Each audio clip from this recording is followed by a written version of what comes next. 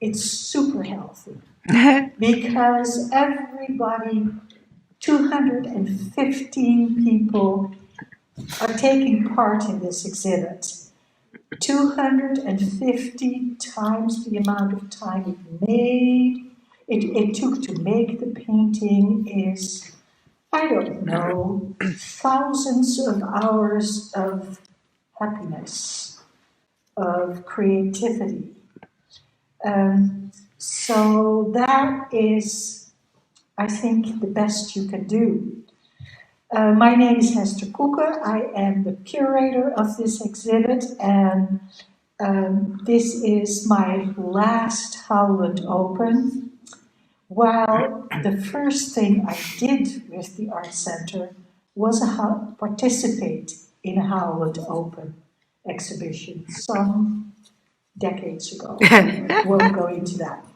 But it has a very special place in my heart, and I hope it does for you too. There's so many levels where this is good. And one of them is that we have 3 artists here that have work in them. And I think we can, by some thing, they're all really professional artists. I didn't think about that. Jennifer Smith is a multimedia artist, but today we'll be talking about botanical printing.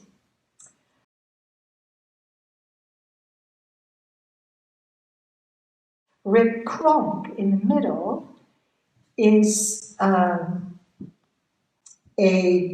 watercolorist, muralist, realist, and also a member of the Lunch Bunch who supported this exhibit.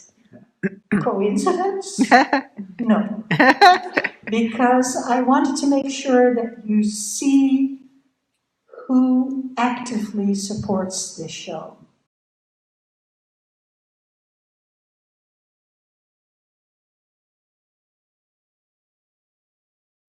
And then we have Esmeralda Reyes, and she is phenomenal.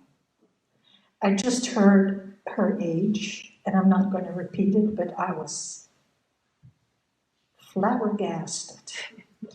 And she has a work back here that is an installation piece, and so she will be talking about that. She said she does everything.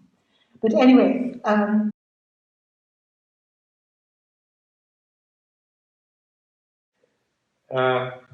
think the Howland is really very important. The idea that it includes anyone who wants to participate. So it's both beginning artists and professional artists, which you pointed out. And I sort of said this before, to me, but this is true for everyone, you really don't know how well a piece works when it's in your studio. Right? I'm not even sure how well it works once I put a frame on. But when you get to see it in a gallery compared to other pieces, you get to sort of get a real feel for what it means and what its value is. And everybody tries to make art that's cathartic, that has meaning to themselves. And you never know if it reaches out and gets other people until you put it out there. So I think it works both for professional artists and for beginning artists, the Howland, for just that reason. You sort of get to see how your piece works with everyone else. I think it's a real plus, as you were saying. Esmeralda, what I gather is that you're fairly new to this community, and for as far as I know, it's the first time that you've been participating in Howland Open. Tell us how you learned about it and why you wanted to participate. Well, I've been around for over 20 years, and I've participated in various exhibits throughout Corvallis. But I am on the mailing list, as a member, so that's how I learned about it. And I have been working on Oshun, and I decided, well, rather than her sitting there in my gallery, why don't I just bring her out so other people could see her? Because I felt at that point she was more or less finished. I would like to thank you for being a member. Yay. And then you were saying she was more or less finished. Is this a work that keeps on going or change over time? It seems like this sculpture has been part of my life now for going on 40 years, and she changes. It seems like it's a reflection of how I changed, and I continuously working on her, and she just takes on a different appearance each time. But I think this is more or less the finale. And I guess like with my life too, I think of it too like the last stages of my life. So Uh-huh. I figured. So can you describe her a little bit?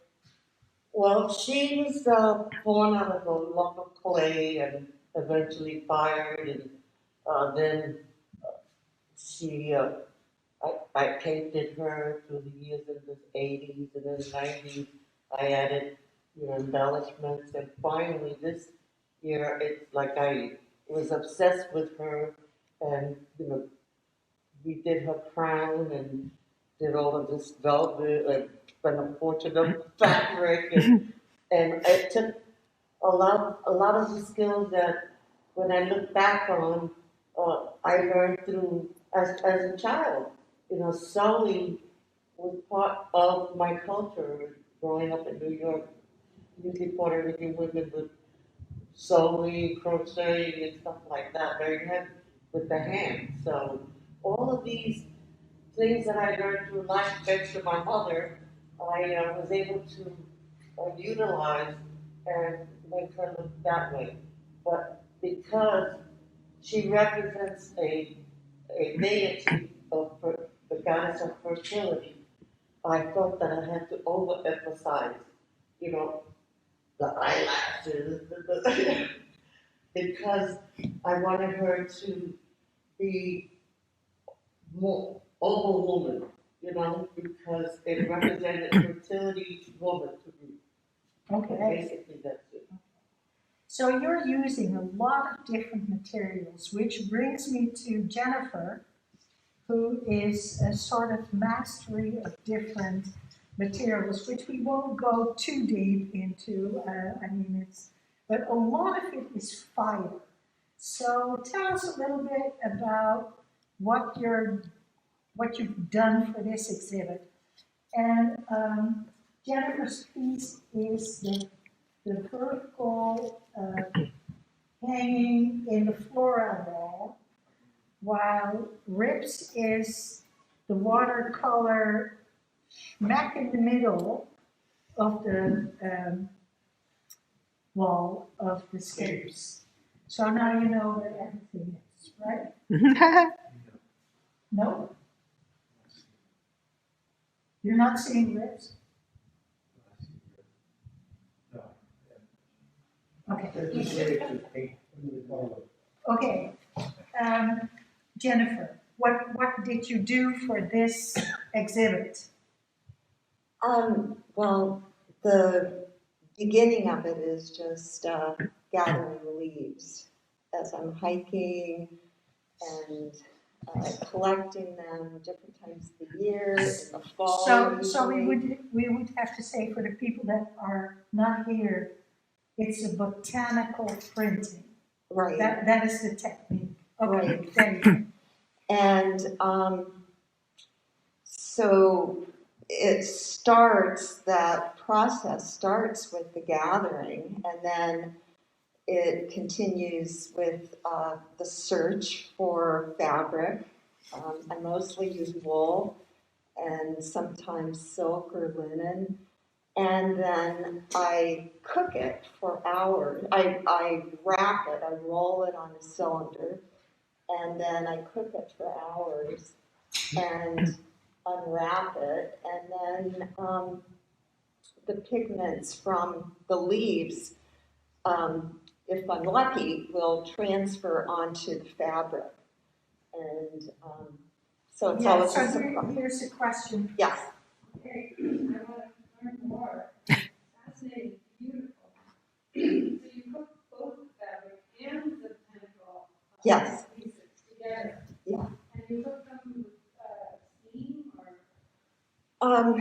I used to do it with steam, but now I submerge it in water and I add onion skins, oat galls, black walnut, some iron, some eucalyptus branches, and Okay, then, exactly. should I start? Yes, absolutely. And then it comes out of the pot looking like this, which is a pretty dismal looking thing. But then once I unwrap it, well, and then also I in this process, I dye fabrics that I lay over the leaves to go into the background. So. Yes. Can you, I know the answer to this, because I talked to you about it, but I would love for you to tell everyone here how you feel when you're unwrapping. Well, yeah, well, it does feel a bit like Christmas. You know, I mean, the whole process, I love the whole process. If I didn't, I mean, it's, you know, because it's hours later, sometimes the next morning, or I've even left it for a week before, you know, going out of town, coming back, and the first thing I do is like, I'm going to unwrap it rather than unpack. And it is really fun. And it, you know, it tells me something too. I'm looking at it, I'm evaluating what worked, what didn't. You know, many times there's some part of a piece that I just love, and other parts I'm kind of thinking, well, why didn't that work? Why wasn't there a transfer? Yes. So when you have that roll, so if we think back, you roll this up, do you have a composition in mind, or are you just placing it where there's space? Which is Actually both. Anymore, I am intentional in terms of placement. Because I can anticipate somewhat the outcome, Yeah. even though it's very so unpredictable. how would you think intention versus lucky accident relates to each other? Oh, that's a good question, because I can be very intentional and I still open it up and, you know, I might say to myself, well, that was a bust, you know, or I might, you know, open it up and just be thrilled, you know. So, but it's fun no matter what, even if it's kind of a bust. So, I haven't unrolled it, yeah. That's what it looks like. So, Rick, I wanted to ask you about intention versus happy accidents, because if I look at that word, it seems very thought out. So how do you go about doing a watercolor such as that? The work I do varies a lot from idea to idea. This one was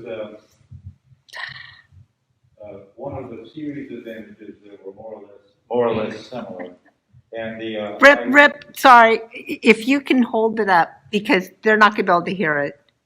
It won't record that far away. Thank you. Okay.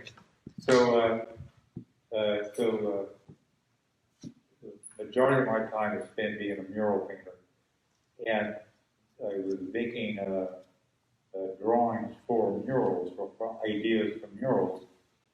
And I discovered that I could do watercolor washes that were very similar to the look I use when I do airbrush murals.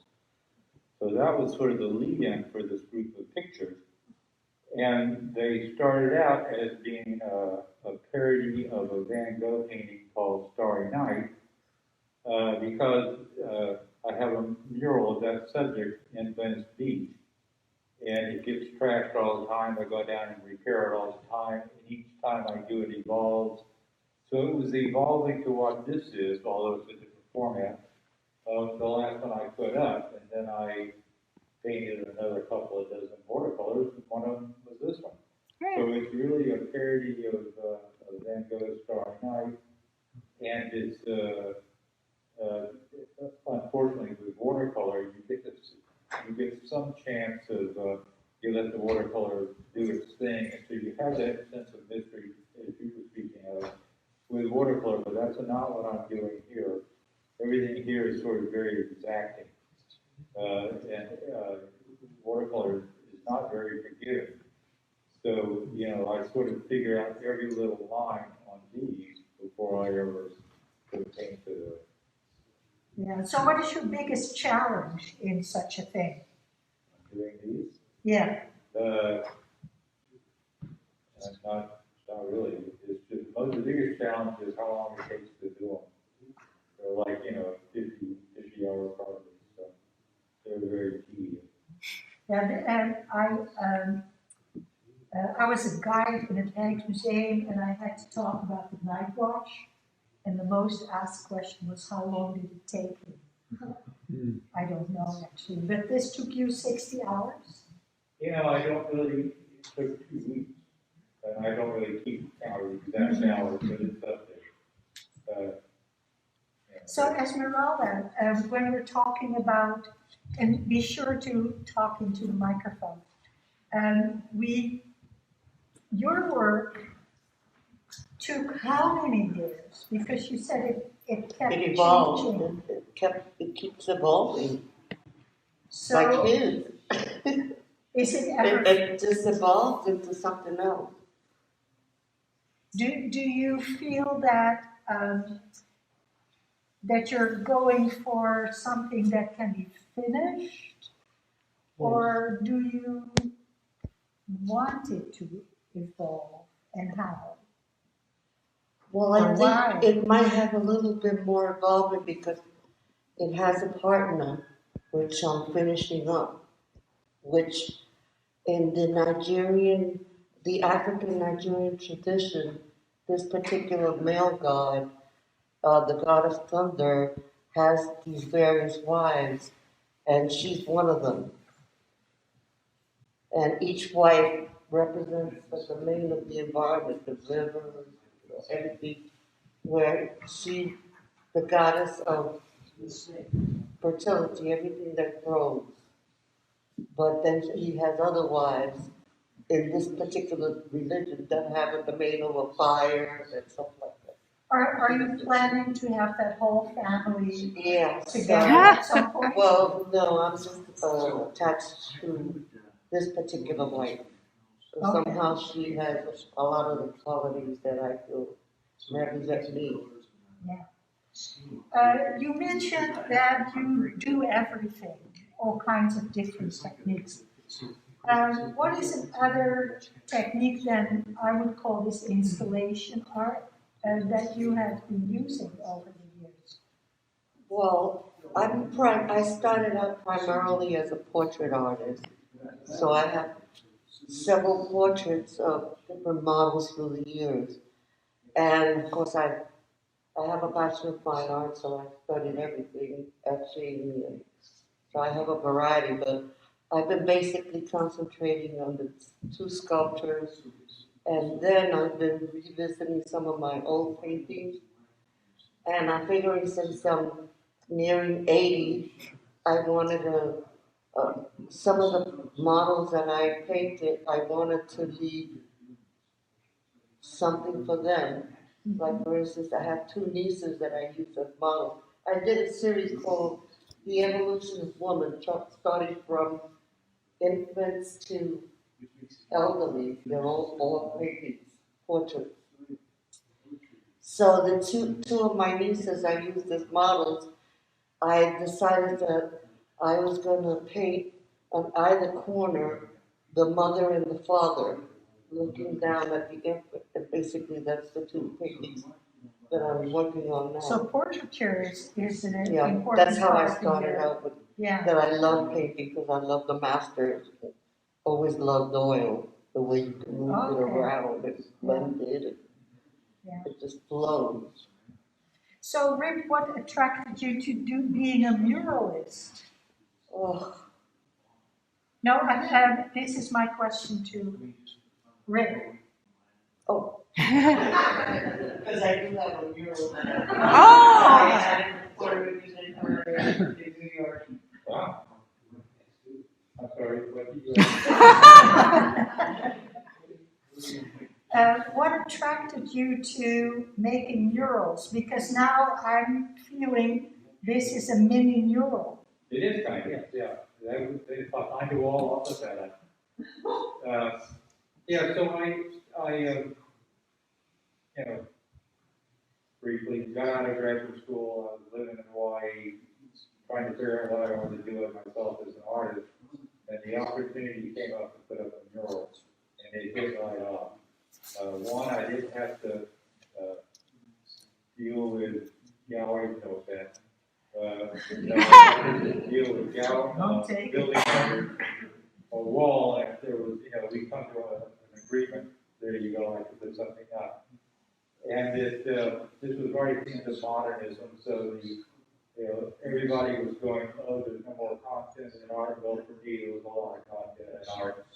And when you put it outside on a big scale, it let me compete with everything else that was visual. So I could make art that went directly to the people. That's it. The first one I did, I found out. So what's the difference between making a mural or a studio painting? It's the same thing, really. On a mural, the scale, of course, is a lot bigger, and the projects are determined by the site itself. Sometimes I will go in with only a rough idea, and I make it up on the wall. That allows me to know where people stand, see the wall, and how it all works, think about the process. Other walls, like if I was to do this one, well, it would more or less look like this. So, it's just a matter of just repainting it on the wall. So it varies from mural to mural. So, Jennifer, you also work in a lot of different media. What is the difference from one media to the next, and why do you pick some technique or approach? I really just kind of follow what I'm in the mood to do for a particular period of time, and I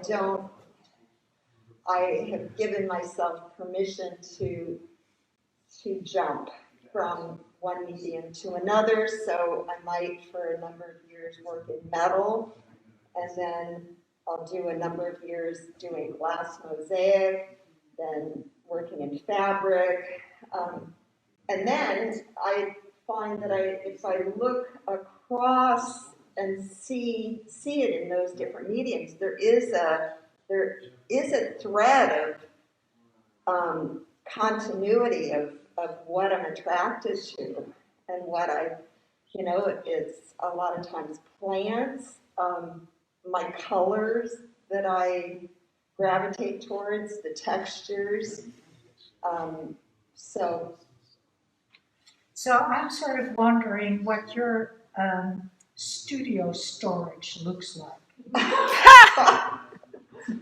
Well, it's kind of changed lately. And so now there's a few workings, because they do need to be distinct. I've shifted my garage into an area to do the botanical printing. I'm always standing, I'm moving.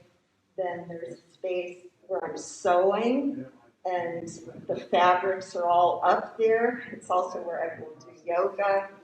So it's multi-purpose in that way. And then there's a space that's designated for printmaking on paper and collage and glass. Do you still have a living room? Yeah, I do.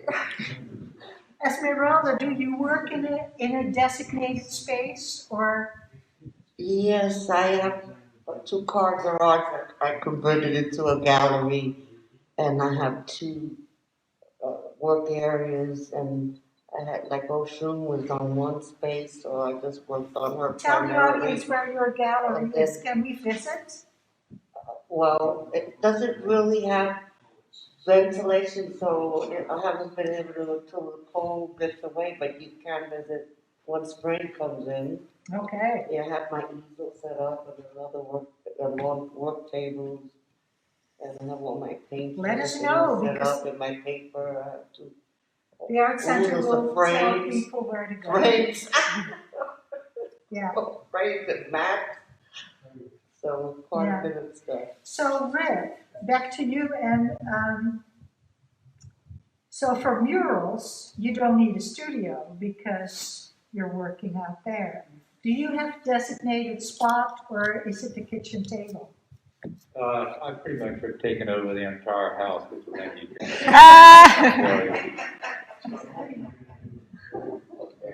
The watercolor is actually very convenient. I can just do that up in the living room.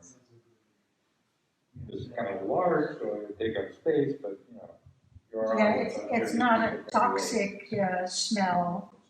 No, the watercolor is nothing. But it is. What's your favorite medium? Well, right now it's watercolor, but I do a wide variety of stuff also. So what's the attraction of watercolor and what are your challenges and your successes in watercolor? Yeah, watercolor has several things working for it. One, it's impossible to do anything with it, which is challenging.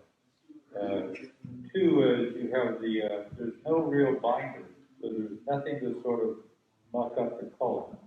So you have the best colors. And when you go into an art store and look at watercolors, they'll have 10,000 of them. So you have the widest variety of colors, and they are at their brightest when you do a watercolor. That to me is sort of appealing and part of what makes me do what looks like this, is I'm trying to take advantage of the intensity of watercolor. That's basically it. What's your source? I'm going to jump around. What's your source of inspiration? You mentioned Van Gogh, also known as Van Gogh.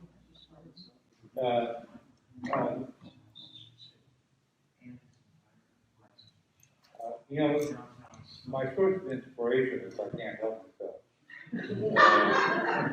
You are an artist a little bit like a disease. You know, if you stand away from it, you're okay. If you get close enough to get caught in it, you just sort of takes over. So I really don't have any choice that I can't help myself. I just make art because that's who I am. Right? So that's really it. As in terms of where the inspiration comes from, as a muralist, they come from the site. So I go to the site, I see what the surrounding thing is, what the people want, and I go home and mix it up in my brain and out comes an idea. In terms of what I do in the gallery, it's less directed than that. I just sit down with a piece of paper and make stuff up. Because you can't help yourself. And here's a question. Do you have any murals in Corvallis? Yes, I have 2 at LDCC, really large murals out there. I have the one downtown here next to Squirrels, it's a K-Hero mural. And then I have a series of murals over at Crescent View High School. So I have like 6 or 7 here, but most of them are south in LA and like that. What is a piece of advice that you could give a muralist? Because you have a lot of aspiring muralists in Corvallis. Advice from muralists. Yeah, 30 years ago, there were no murals. There was like a handful of murals left over from the WPA, and then it was sporadically around the country, there was a few spots of murals going up. But now murals have taken over as what art is in America. Every community has dozens of murals now. We here in Corvallis were kind of late in picking up on it, but here even it's hard to find walls now because it's become so popular. So if you're an artist and you want to make art, as far as I'm concerned, murals are the way to go because of the reasons I've already stated. Just you and the building owner, if you come up with an idea, you both agree with it, you get to go do it. Well, except with sign laws and that kind of stuff, which Corvallis doesn't really have. And that's it. That's my advice: is to go do murals. Would you ever consider giving a workshop or a series of classes? There's not really anything to teach like in a class. I've done a lot of projects where I've involved student artists in different formats. So it's positive that way. So yes, I like doing that. It's not like I have a class or anything like that. It's more likely when opportunities present themselves where I get to involve kids or young artists. Right. So Esmeralda, you nodded very emphatically when Rip said, "I can't help myself." But what are your other sources of inspiration? Well, I lived in New York 55 years, predominantly Manhattan, and having been exposed to so many different cultures, our babysitter was Italian, and we had Chinese, Korean, Harlem was next door, so all of that wonderful richness just motivates me to, it's inside of me. And I just get the urge to do something and I'll work on it. And then I get an idea for something else and I'll put it to the side of it. So I like to work on different things at one time. And that's the way I am. Multi-tasker. Especially, I guess, having been a portrait artist with oils, where you have to let it wait, put it down and wait, and then work on something else. That's, stay with it. Yeah. So Jennifer, you mentioned that you could see in the different media that you've been using that there's commonality, colors and motifs and plants. Although I have to tell you that the color of your current sweater is not something I would associate with you. I always think of blues and purples. It's bright.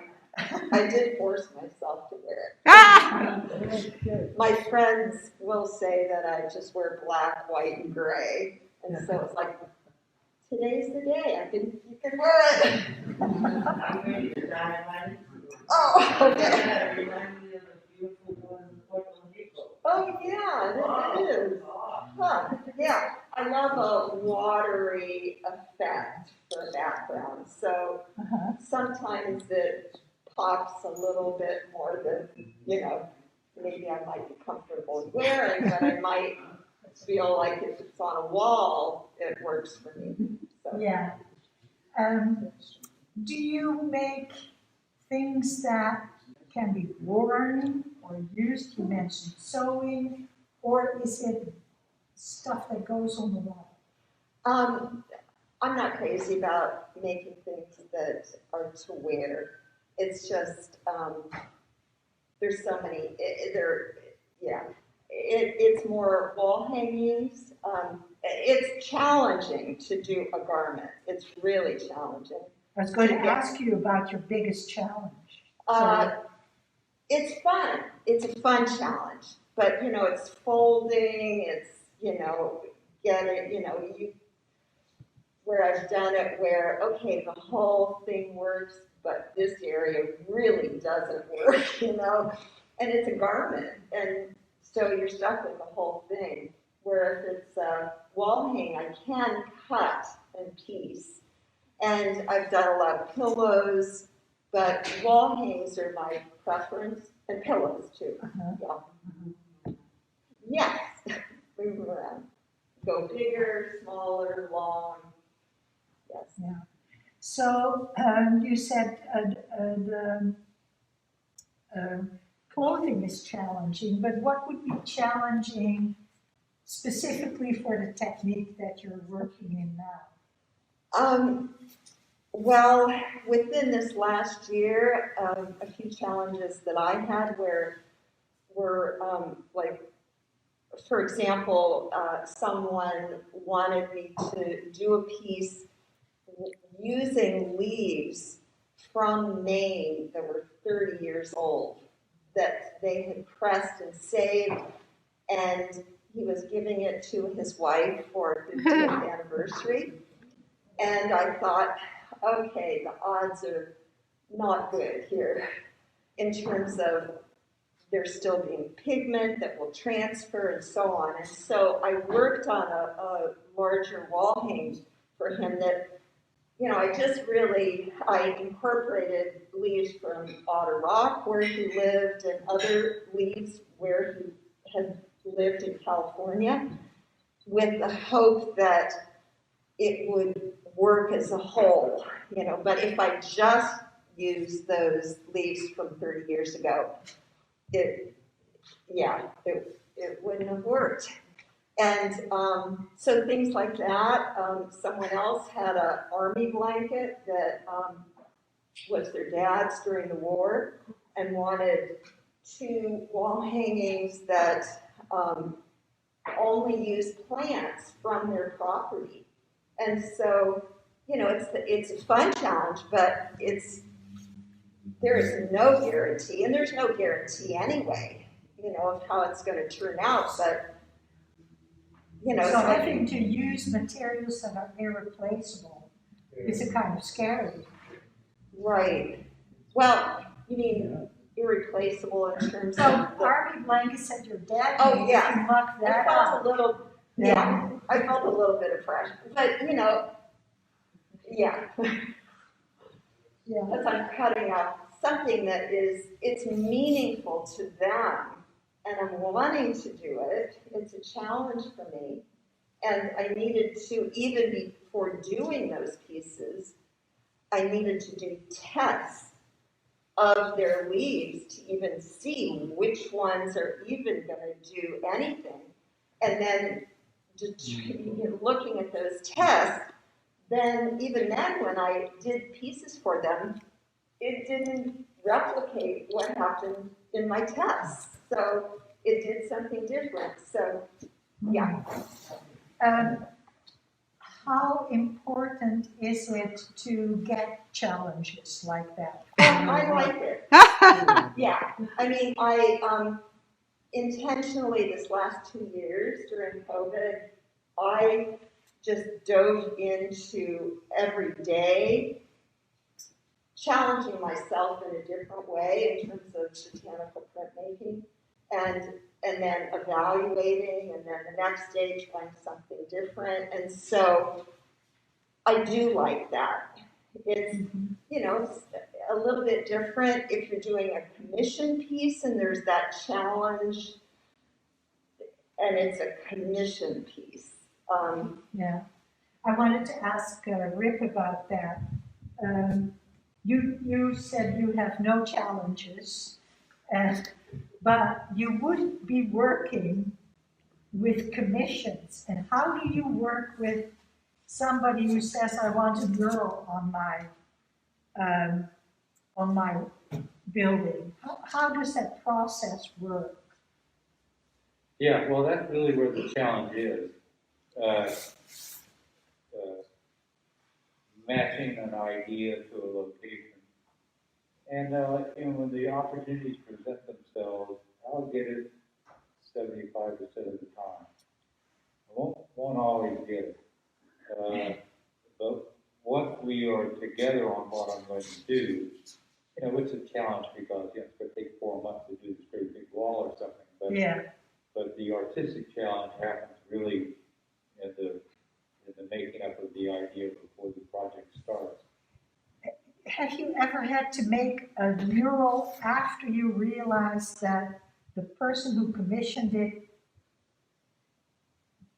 you didn't really got together on that design? Did you still go on because the rent had to be paid? You don't get paid enough to paint murals to do it to pay rent. Uh-oh. And I have done commissions where if you don't like what I'm doing, then I don't want to charge you. So I have done commissions with people where there were conflicts, and I just said, "Here, take it back. I don't want it." Murals, I've never really had an issue. By the time we come to an idea, I'm gonna beat that idea. The trick is people will have an idea. Oh, I want this vignette or this kind of thing. Well, really, they're asking for something they've seen before that's sort of pedestrian and done too many times.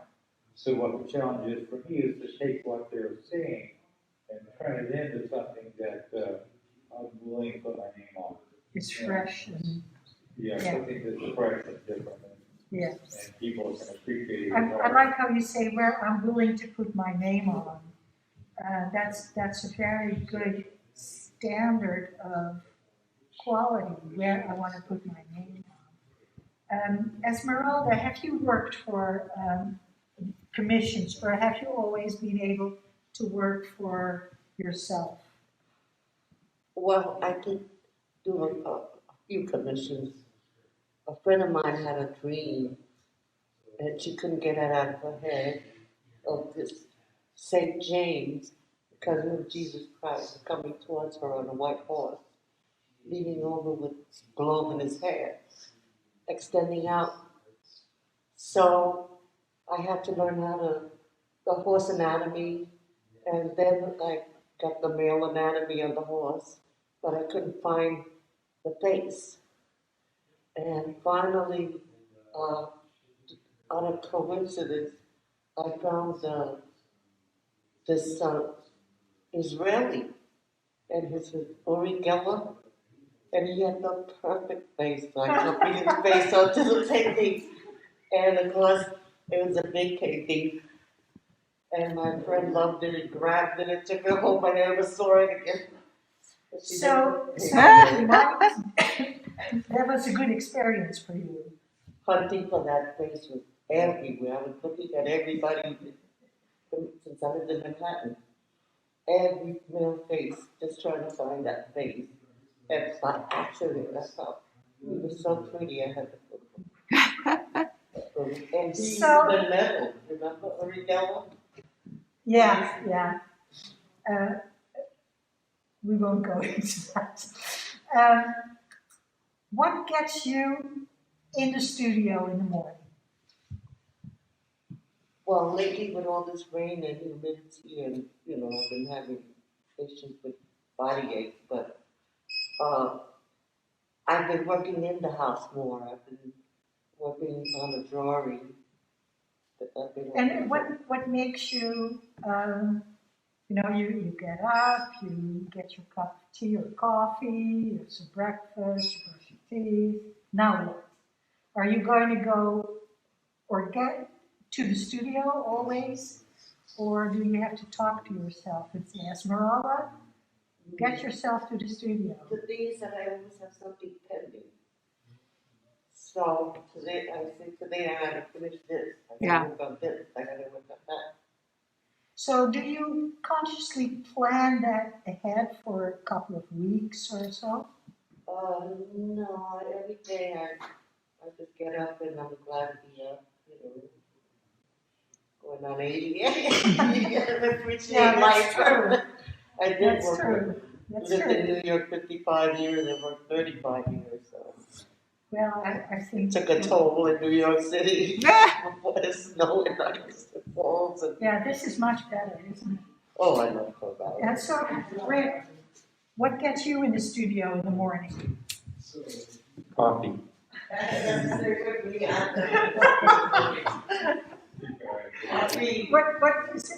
What gets you in the? You know, sometimes I need to think ahead the day before, get things soaking, fabric soaking, whatever. So so then I am ready to go in and work on something. So there is a little bit of, Plan. yeah, a little bit of plan. Yeah. And Esmeralda said, I always have something pending. If you don't have something pending, what are you going to do? I have to do something, I'm electric. I have to And use my energy in some way. I believe you. I can't sit for more than 10 minutes, 15 minutes. So what happens to either of you when you don't have something pending? More coffee? I really don't have writer block kind of thing. I just get up and whatever project I'm working on, I just go for it. And, Wow. it drives itself for me. Yeah, I'm impressed with all of you. You have time to get to. I'm impressed with all. Yes. So where do you put up the reality of being a mural? No, I pretty much Does it avoid it. matter the resources in terms of the properties and the form that you work on? I've had problems with, I used an image that was a parody of Guernica by Picasso, done as a kind of looked like graffiti, but it was airbrush. And I had the people who owned the rights to Picasso come and tell me I had to take it down. But that's about the worst problem I've had. You have certain laws in certain places about what you can put where, like in LA. But I always am aware of what those are. You know, an attorney that handles that, or No, there's no attorney. So how do you ascertain that all the permission that you're giving up your shell from basing mural on that wall? Ask me that again. How do you ascertain that you've got all the legal issues ironed out for the mural on the wall? Right, so it varies from location to location. As I was sort of commenting here earlier, there are no laws here. You can take and put a mural anywhere you want. Is that right? Yes. But there could be laws coming up somewhere in the future. In fact, they were trying to come up with a set of laws for Salem, and they actually contacted me to see if I wanted to be on the board to figure that out. I didn't want to be part of it. In LA, like you can have a wall that faces not at the street, but as long as it faces off the street, you can pretty much do what you want. So there's just rules you have to follow, and they vary from time to time and from location to location. I have never really, when sometimes you have to present an idea to a body of, lawyers and things for the city and councilmen, that kind of stuff. And I've done that numerous times, but I've never had any issues. They're all, yeah, that was great, there you go. The bigger issue is if you're in competition with other artists for a location. That, on the other hand, is way too frustrating, and I avoid that at all costs. Yeah. I wanted to move on to, because we're listening to you for a long time now. I wanted to move on to the last question, unless there's any other question from the audience. Okay, if money or space was not the problem, you didn't have to think about it. What artwork would you like to own? And it's just one, And it's the owning is important because that is a certain commitment to a piece of art that you want to have around you for a long period of time. So it's a two-way street. So who would like to start with that question, or answer rather? I'm sorry, I didn't hear. That was exactly what I was going to say. Oh, my goodness. I swear to God. I didn't. I had my cookie answer already, and she just took it away. Go ahead, say it again. Devon's by Picasso. That was an early art experience for me, and I would take that painting and give it to the Portrait Museum so I could go see it whenever I wanted. That would be my answer. But she took my answer right away. Unbelievable. That's a first. Okay, that is a first. Yeah. And Jennifer, same thing? No. I actually went, the first thing that came to my mind was an outdoor sculpture by Andy Goldsworthy in my yard. It would be, you know, whether utilizing branches, leaves, you know, whatever is in my yard, which is not that interesting of a yard at this point, but, or rocks, he could do whatever he chose, but I like the, it would be just process and transitory would be definitely quality of it. So both of those things, it was just the first thing that came to my mind. I didn't really, I didn't labor on the thought. No, I'm kidding. That's very shocking. So I have to admit, I still did not hear what both your choice was. Les dames d'Avignon. Oh, okay. Wow. Well, what I like about it is the way the women seem to be descending, and I just love it. So beautiful, I love it. Yeah. It's always very fun to hear why people want to own a particular artwork, and it seems a frivolous question, and you know, to a certain extent it is, but it also says something about you and how you feel about artwork, and it gives the audience yet an extra little insight into what you have been working on. So I have one more last question. I promise that really is the last question. And I'm just throwing you for the wolves here. What's your favorite piece in this show? Just point. Well, the three-dimensional with the sexy way. Yeah.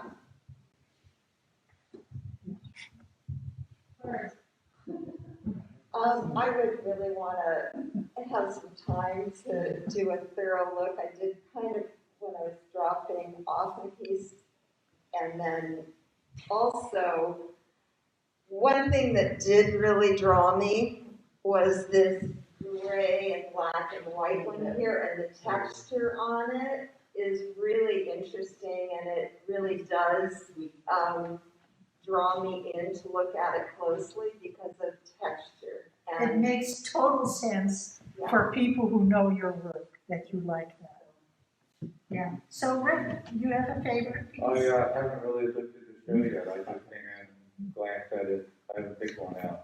So. Okay. Well, is there anybody in the audience who wants to add something to this? And otherwise, I will thank you very much. Esmeralda, for being an artist for so long and keep going. Yay.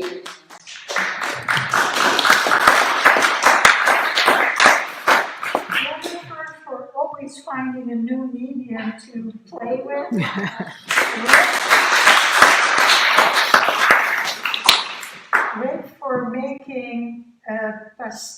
on Van Gogh that I actually like. I dislike the use of masters. But yours is so different from the original that you really made it your own. So thank you for thinking and doing about that. And of course, the Lunch Bunch for supporting this show as well as Citizens Bank.